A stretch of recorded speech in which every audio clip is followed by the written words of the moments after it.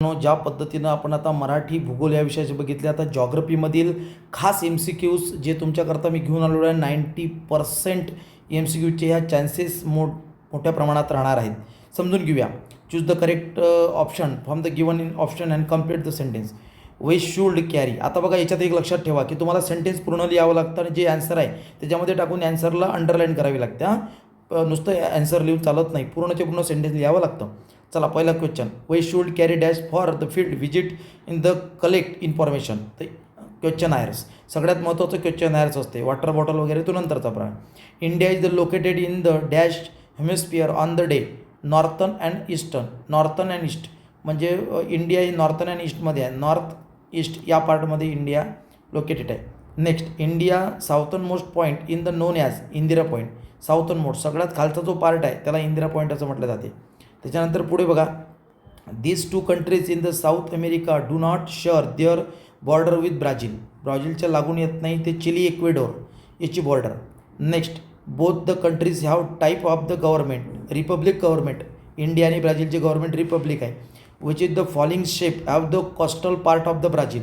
ब्राझीलचा coastal part हा दाखवतो, कारण की तुम्हाला माहीत आहे की ह्या दोन्ही साईडनं इकडून समुद्र आहे आणि इकडनं साईडनं मग जमीन आहे ब्राझीलच्या.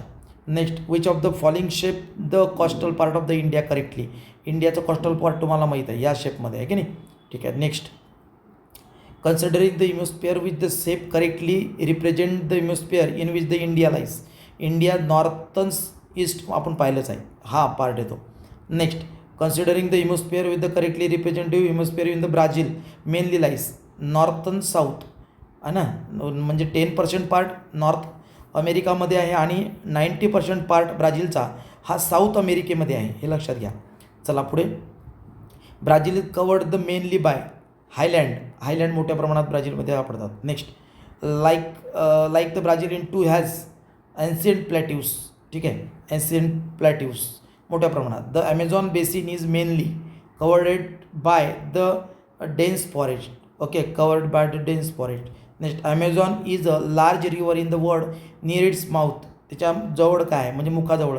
No deltas are found. Delta तिथं सापडत नाही. डेल्टा मीन्स त्याला मराठीमध्ये त्रिभुज प्रदेश म्हणतो आपण. ठीक आहे.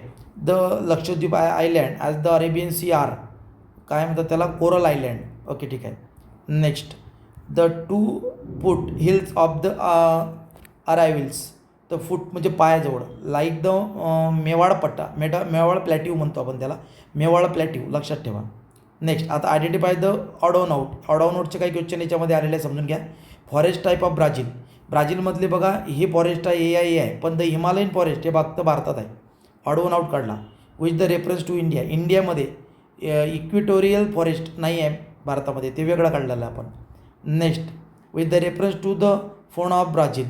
तर याच्यामध्ये फोना म्हणजे बघा याच्यामध्ये प्राणी कोणते कोणते हे आहे ब्राझीलमधलं मकाऊ आहे, ॲनाकोंडा आहे, तांबरीन आहे, पण लॉयन नाही आहे, तो फक्त भारतात आहे. Lion and tiger.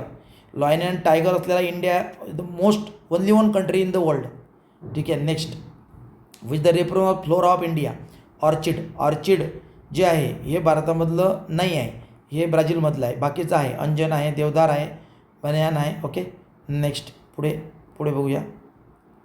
The conservative settlement are the related to the following major factors. Availability of water. पाण्याची गोष्ट हे गरजेची आहे. कॉन्सन्ट्रेटिव्ह ऑफ द सेटलमेंट म्हणजे जसे लोक केंद्रित कुठे होतात जिथं पाण्याची अवेलेबिलिटी असेल, water availability. Next, the north eastern part of the Brazil which type of the settlement are found.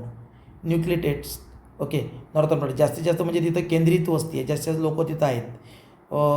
Wear the do you find disperse the settlement in India. Highly areas. ठीक आहे. Next, concentrated the settlement are the found in the Narmada valley. Collectively म्हणजे cultivatable land. Cultivatable म्हणजे शेतीयोग्य जमीन आहे तिथे, cultivatable land. Okay. Next, which state has the least urbanization in Brazil. 12. Least urbanization म्हणजे कमी तिथं नागरीकरण झालेलं आहे. India's per the capital income is the less than Brazil due to म्हणजे भारताचं कॅपिटल इन्कम कमी आहे. काय प्रॉब्लेम आहे, मेसिव्ह पॉप्युलेशन, खूप जास्त पॉप्युलेशन आहे इंडियामध्ये.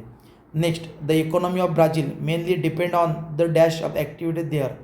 टेरिटरी म्हणजे थर्ड सेक्शन म्हणजे ज्याला आपण टुरिझम म्हणतो त्याच्यापासून मिळते आहे ब्राझीलला आणि ते टेरिटरी पार्टमध्ये येते.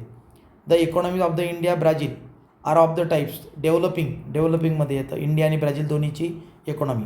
Brazil is that the populated country in the South American country, very high, जास्तीत जास्त लोकसंख्या आहे साऊथ अमेरिकामधला Brazil. In the swampy area the Pantanal dash are the found. Such anaconda, महाकाय ॲनाकोंडा इथं पाहायला मिळतात आपल्याला पॅन्टानॉल या भागामध्ये.